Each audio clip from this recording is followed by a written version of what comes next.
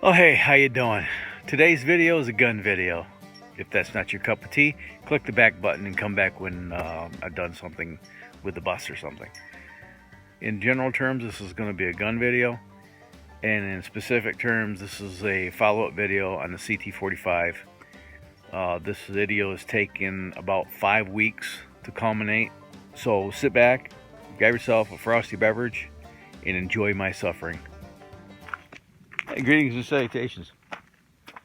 Well, I'm out here at an undisclosed location in the southern Nevada desert. I'm out here to test again the CT45 and pit it against the Smith & Wesson M&P Shield 45. And the reason why I'm doing this exercise is because I noticed that I've been having issues with the CT45 failing to fire. I've got 25 rounds of this brass, and this is, like I mentioned, this is the stuff that I took apart and reloaded. Also, this stuff, which will chamber, but this is sized at 4.52.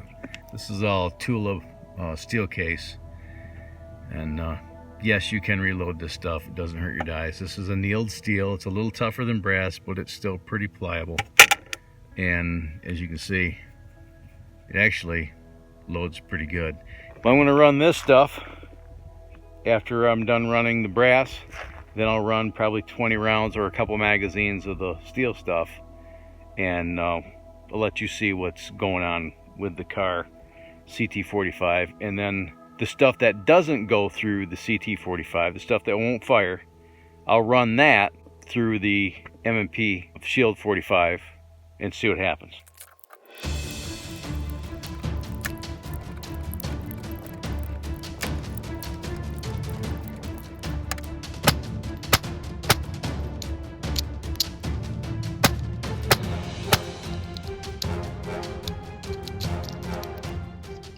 Two out of that magazine did not fire.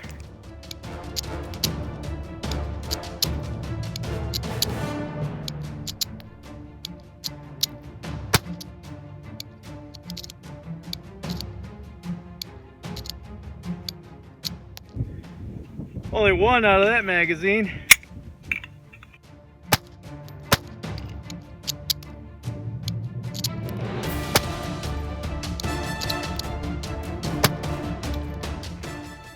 All right, and for good measure, the steel case reloads, and these are sized at 4.52.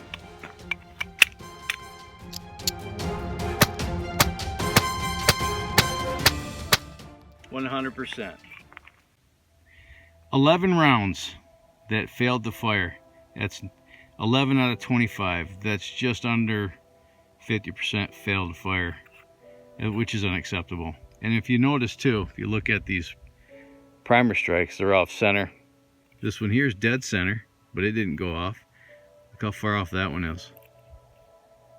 So I went to a couple of forums and I did a little bit of research to find out if this is something that's problematic with the Kahr CT45, and apparently it is. Now if that shows up, you can see the outline of the primer and how far off center it is. How about that? Is that better? See how far off center that is. In fact, looking at these primers, only one out of the 11 is a CCI primer, and look how far off center it is. It just didn't hit the anvil. So now what I'm going to do is I'm going to take the Smith & Wesson Shield 45 with those steel case ones. I'll run these out, and then I'll load these up.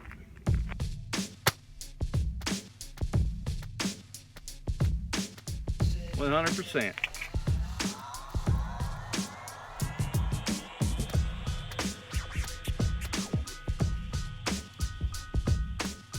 Finally, after the 4th primer strike, I got 5 more of those failed fires.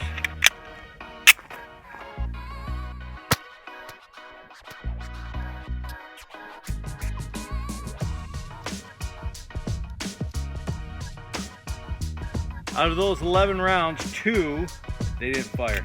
All that brass ammo was giving me the fits. I can't wait to get through this garbage ammo. It never dawned on me to look at the bolt face or how the bullet was being pressed against the bolt face. So what's the point of this video? The point of this video is, don't buy a Kahr CT45. If you want a Kahr pistol, get a better model. If you want to learn more about my experience with this pistol, up here in the information window, you can click on that and it'll take you right to the playlist, or you can wait to the end of this video and it'll be in the end card. I wasn't having that many issues with a fail to fire until just recently, and I think that might have something to do with the striker spring getting weak, and I'll get a new striker spring and I'll see if that helps the situation. If it does, I'll probably make one more video on this thing, even though I said a year or so ago that the book's closed on this. The book's never closed on anything. Alright, here's an addendum. I just had this gun lock up. I discovered why this gun has been malfunctioning. If you look here on the pistol, you've got a metal insert here. This is the rear slide rail. And then this entire section is plastic. And then inside the dust hood, there's those little slide rails there that engage the dust hood on the slide. You see what's missing on this side?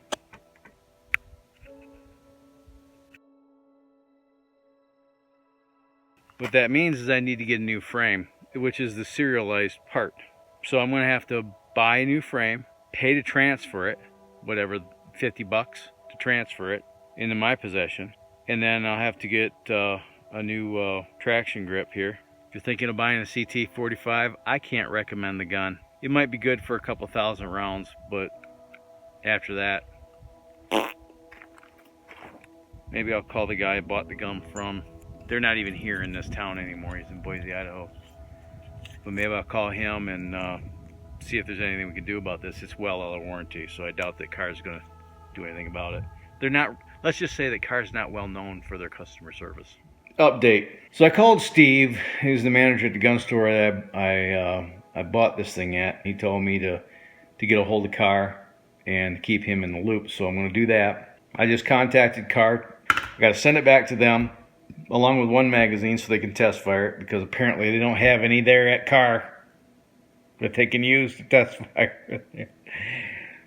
This is supposed to have a lifetime warranty to the person who purchased the gun. If I sell this, that warranty does not follow the gun. It sticks with me. So I'm going to send this back to them. They're going to see if they can do anything about that, which they can't. They need to replace the frame. In that case, this serial number would be no good, and I'll get a new serial number. At that point, I need to take possession through an FFL. And because I need to take possession through an FFL, I'm going to have to pay the transfer fee. 3 to 4 week turnaround, we'll see. I got to send this out second day, FedEx or UPS. So that's going to cost me whatever it's going to cost me. All right, it's been about 4 weeks since I broke this. And I was right, they had to send me another frame. I'll talk about that a little bit later. Right now I'm just going to run some rounds for this and see how it functions.